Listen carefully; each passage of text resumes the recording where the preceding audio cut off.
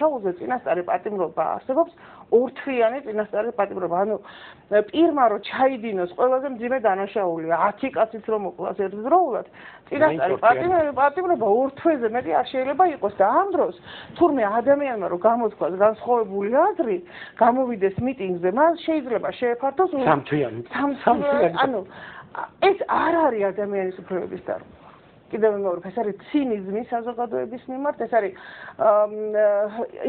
საზოგადოების ინტერესების აბსოლუტურად იგნორირება და რაც თავარია პიროვნების, რომ ადამიანი რომ ეს ხელისუფლება მოსული აქ ის კი არა რომ საზოგადოებას ემსახუროს და მისი მსახური უნდა იყოს რაც არის ხელისუფლების, ის საერთოდ ადამიანებად არ ცნობს იმ გარემოს, იმ ქვეყნის მოსახლეობას, რისი ხელისუფლებასაც ის წარმოადგენს. ანუ კი, მაგრამ მას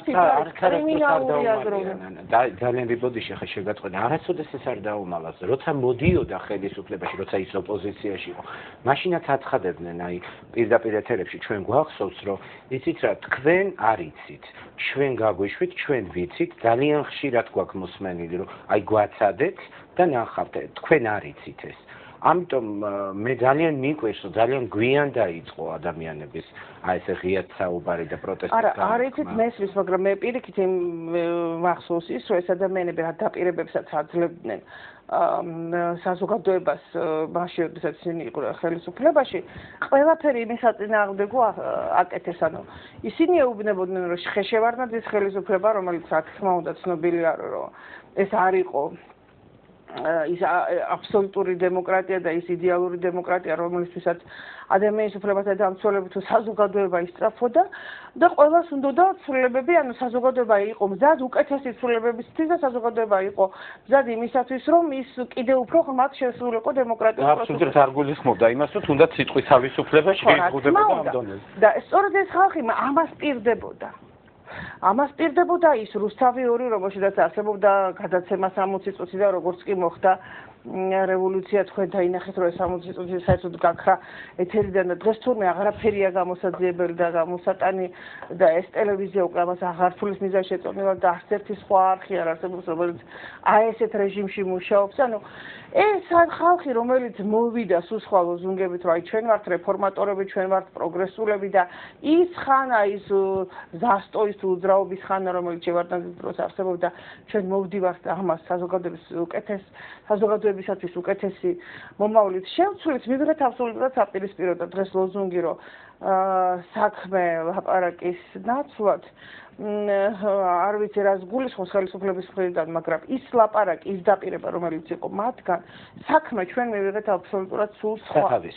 მივიღეთ სულ სხვა და ეს საქმე არის ორიენტირებული არა საზოგადოების განვითარებაზე, არა დემოკრატიის მშენებლობაზე, არამედ ძალაუფლების შენარჩუნებაზე. ნებისმიერი გზით, ნებისმიერი ფორმით, ყველა დაუშვებელი თუ დასაშვები მეთოდებით, რომელიც პირდაპირ აყენებს ზიანს საზოგადოებას.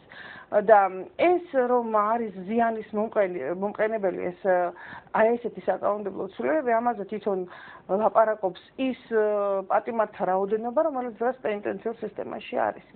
25,000 მიაღწია და შეიძლება გადააჭარბა კიდევაც საქართველოში პატიმართა რიცხვმა, მაშინ, როდესაც ქვეყანაში რეალურად 4 მილიონზე მეტი მოსახლეობა არ არსებობს და კარგი დაუშვათ, თუნდაც, თუმცა ყველამ ვიცით, რომ ეს რიცხვი საკმაოდ გაბერილია, 5 მილიონი, თუნდაც აი ესეთი რაოდენობის მოსახლეობისთვის არაადეკვატური, არარეალური, ეს აბსოლუტურად ანომალია, რომ ქვეყანაში არის 25,000 პატიმარი და თუ ამას დაუმატებთ იმ ადამიანების რიცხვს, რომლებიც წინააღმდეგაც აღძრულია სისხლის სამართლის საქმეები და თავდადით არიან გამოშვებული გირაოთიანო და გათავისუფლებული, მივიღებთ იმას, რომ საზოგადოების უდიდესი ნაწილი ან ციხეში ზის, ან ციხის მოლოდინშია, ან ციხე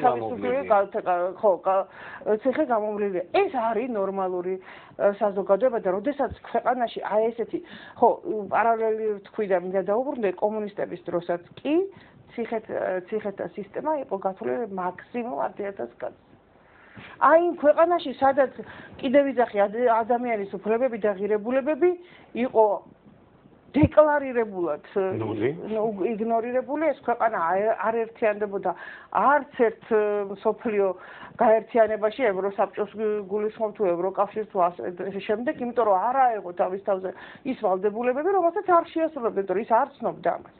რა მივიღეთ შედეგად საბჭოთა კავშირის დანგრევის შემდეგ? საბჭოთა კავშირის დანგრევის შემდეგ მივიღეთ ახლა მე გადავხტები ყველა წინა პერიოდს და დღევანდელ პერიოდს ავიღებ, შევადარებ, მივიღეთ ქვეყანა, რომელიც გარეგნულად გახდა ყველა ამ ცივილიზებული ოჯახის თუ გაერთიანების წევრი, აიღო თავზე უამრავი ვალდებულებები, მაგრამ რეალობაში თუ არ შეასრულა ის ვალდებულებები, ნაკისრი ვალდებულებები, რომელიც მას ჰქონდა თუნდაც როგორც ევროსაბჭოს წევრ ქვეყანას, არამედ მან თავისი, ესე ვთქვათ, ნულოვანი ტოლერანტობით და ესე იგი საკმაოდ აგრესიული და საკმაოდ ესე იგი არანორმალური სისხლისამართლებრივი კანონმდებლობით გაუსწრო და დაჩრდილა კიდეც კომუნისტური რეჟიმის დროინდელი კანონმდებლობა.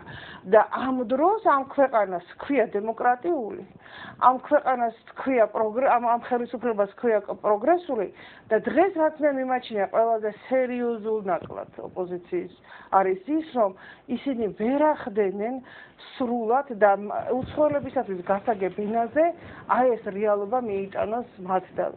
და მე სხვათა შორის დავესწარი სწორედ აი ამ კანონ პროექტის განხილვას, რომელიც მოხდა ეკაბესელიას ინიციატივით მაშინ სასტუმროში და იქ იყვნენ მოწვეული სხვადასხვა ელჩები და ჩემთვის იყო გამაოგნებელი, როდესაც შვედეთის ელჩი ამბობდა, რომ ხო იცით ჩვენს ქვეყანაშიცო არსებობს რაღაცა გარკვეული შეზღუდვები, თქვენო ძალიან ბევრი თავისუფლება გქონდეთო ამ მიმართულებით და შეიძლება ამ შეზღუდვებითო ჩვენ კანონმდებლობამდე მოდიხართ. ანუ როდესაც ასეთი გაუცნობიერებელია შენთან ძალიან სერიოზული თანამდებობის პირი, უცხო ქვეყნის ელჩი, ან თუნდაც ექსპერტი ამ მიმართულებით, რა არის ოპოზიციის როლი, თუ არა ის, რომ მათ განუმარტონ რა რეალობა. როდესაც დემოკრატიულ ქვეყანაში არსებობს ესა თუ ის კანონი, რომელიც თავისი სიმკაცრით რაღაც რეგულაციებს აწესებს, ეს ბუნებრივია არ არის იმ საზოგადოებისთვის საშიში, იმიტომ რომ იმ საზოგადოებაში არსებობს სხვა დემოკრატიული მექანიზმები და ინსტიტუტები, რომელიც არეგულირებენ იმას,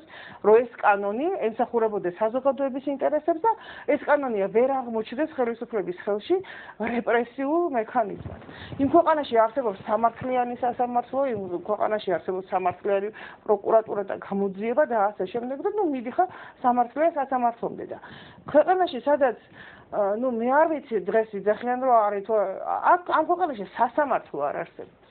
სასამართლოში სასამართლოს ერთ-ერთი ყველაზე მთავარი ფუნქცია არის ის, რომ იქ უნდა იჯდეს მოსამართლე, ანუ დამოუკიდებელი არბიტრი.